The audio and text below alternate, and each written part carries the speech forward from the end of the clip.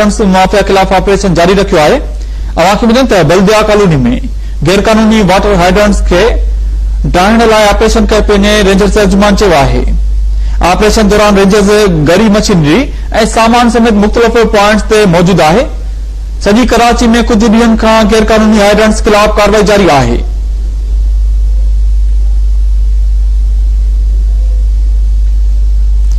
अवांखे update की कराची का Pakistan rangers जो कराची में वाटर हाइड्रेंट्स माफिया खिलाफ ऑपरेशन जारी है।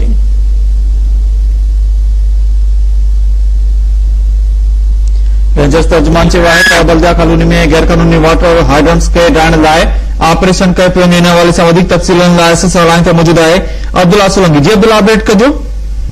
जी बिल्कुल, कराची के मुख्तलिफ इलाइक़नि में रेंजर्स वाटर हाइड्रेंट्स माफिया खिलाफ कार्रवाई शुरू करे छॾियो आहे, जिन ऑपरेशन कंदे बल्दिया कॉलोनी में जेकी कायम थियल गैर कानूनी वाटर हाइड्रेंट्स आहे उनखे मिसमार करे वरितो आहे। जिन ऑपरेशन दौरान रेंजर्स जी वॾी नथरी ऐं मशीनरी ऐं उन सां गॾु ॿिया औज़ार पिण गॾु हुया। जिन कराची में गुज़िरियल ॾींहुं बि केतिरा ई गैर कानूनी हाइड्रेंट्स खिलाफ कार्रवाई कई वई है। ऑपरेशन दौरान केतिरी गैर कानूनी हाइड्रेंट्स खे सील पिण कयो वियो आहे। जिन सिंध रेंजर्स के वाटर माफिया जे खिलाफ जेको आहे मुतहरिक गैर कानूनी कारोबार जे कंदड़ खिलाफ जेको आहे कार्रवाई करण जे हवाले सां का भी शिकायत मिलंदी त उन ते फौरी तौर ते कार्रवाई कई वेंदी। अहिड़ो चवणु आहे रेंजर्स तर्जुमान जो। जिन ते इहो पिण चयो आहे रेंजर्स तर्जुमान त गैर कानूनी जेके हाइड्रेंट्स आहिनि उन्हनि खे ख़तम कयो वेंदो और ख़ासि तौर ते कराची अंदर जेके वॾे पाइपनि अंदर जेके नोज़ल्स कायम थियल आहिनि उहे पिण ज़ाहिर कया वञनि ऐं जेके शहरनि खे उन्हनि पिण अपील की है तो उहे मैसेज जे ज़रिए